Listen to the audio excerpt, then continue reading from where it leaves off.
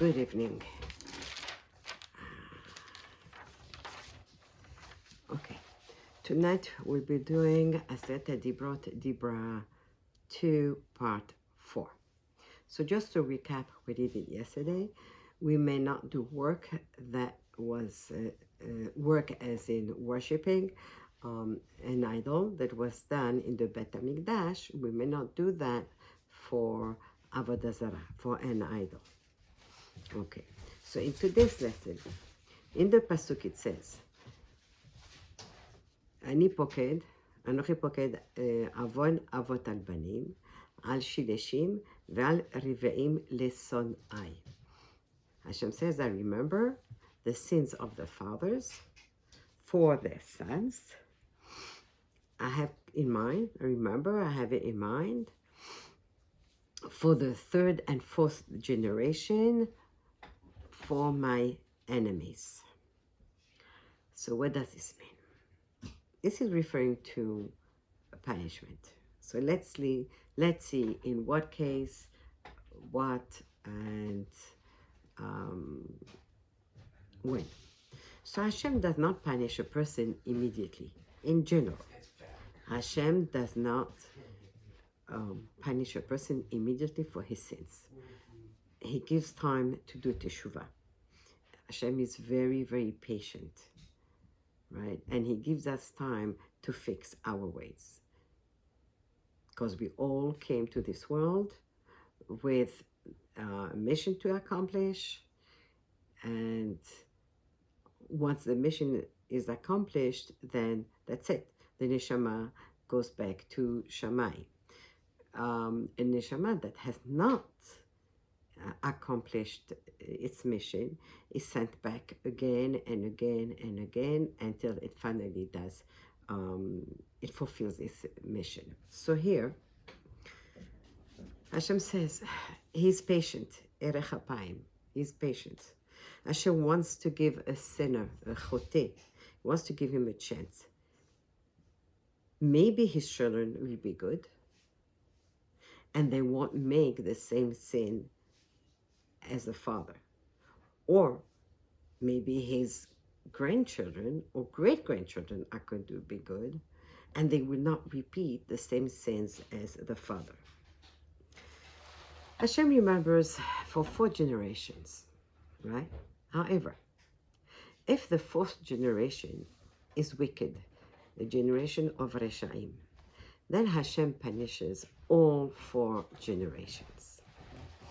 Hashem ends this pasuk by saying, Lesonai. Sonai means for my enemies. Why does Hashem use the term enemies? So, a sinner, right, a choteh, is a person who goes against Hashem's command, against the king's command, repeatedly. Not once, not twice, but just keeps on doing the same sin over and over again.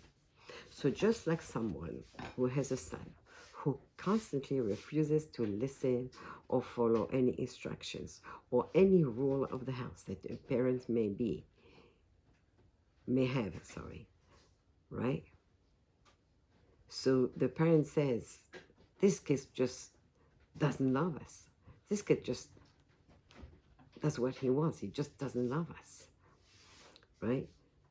So a parent may have to punish a child to get him back on track. So Hashem says, if it's the same sins that are done over and over again by 3 and 4 generations of a family, then there are sonai, they are my enemies. Hashem remembers the sins, but he also looks back at the sins of the father. He considers, like he looks into it to see if the sin is so deep in the family. Is this a sin that is so ingrained in the family that it becomes part of the nature, and it's just something perfectly natural for them to do? And is it possible? In that case, is it possible for these people to do teshuvah? then Hashem has different meanings, different means, of making a person do teshuvah through challenges, through suffering. But what if the sins are so deep ingrained in that family? Does it mean that they are just going to die and their future generations are also going to die in their sins because of their sins? Does it mean that the sins of the fathers go into the children and grandchildren? So the children and grandchildren are going to get punished because of the father? So we feel really uncomfortable to know that Hashem will punish children for their parents' sins. It seems unfair and unjust. If a parent sinned, why should the child bear the burden of it? Why should the child be punished? But we know that Hashem is very fair. Hashem is very just. He's HaMelech HaMishpat, as we say in the Aseret Teshuvah.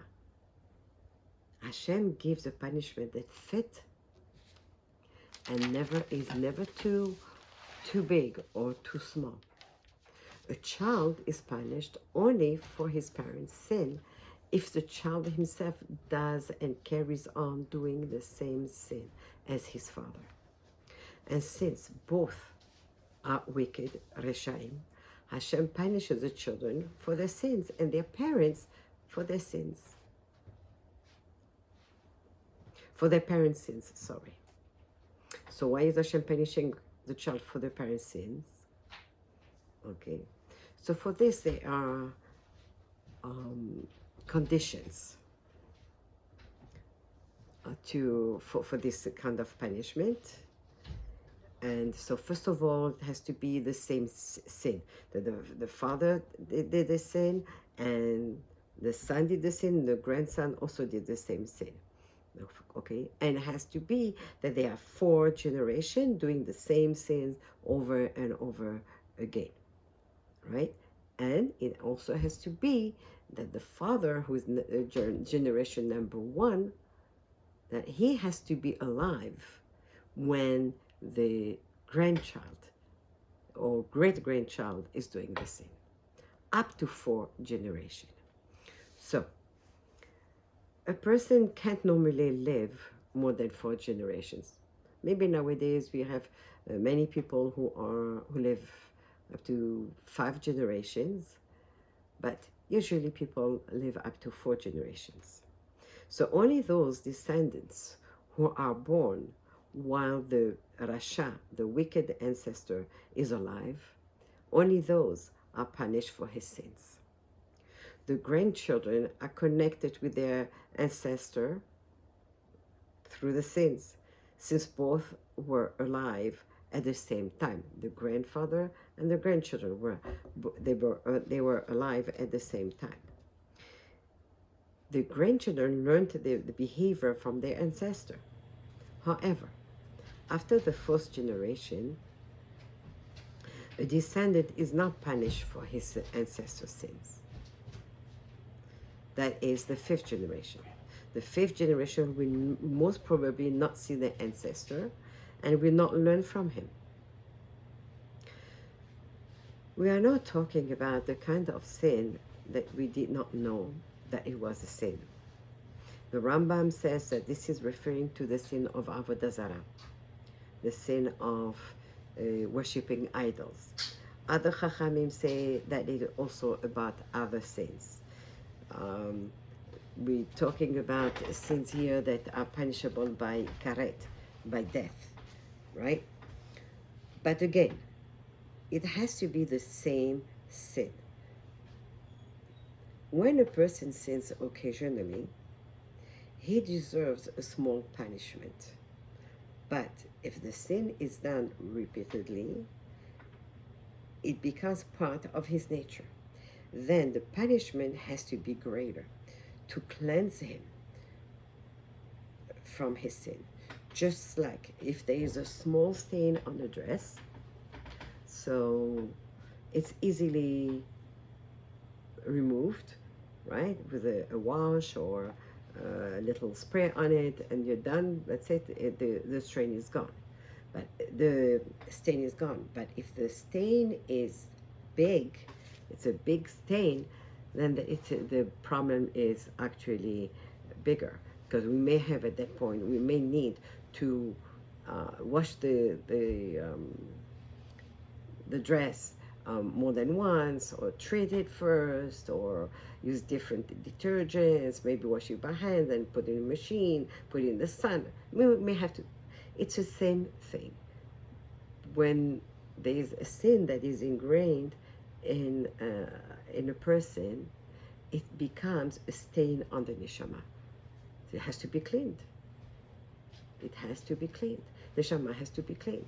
Okay, I am going to stop here for this recording, and I'm going to start another recording in a minute.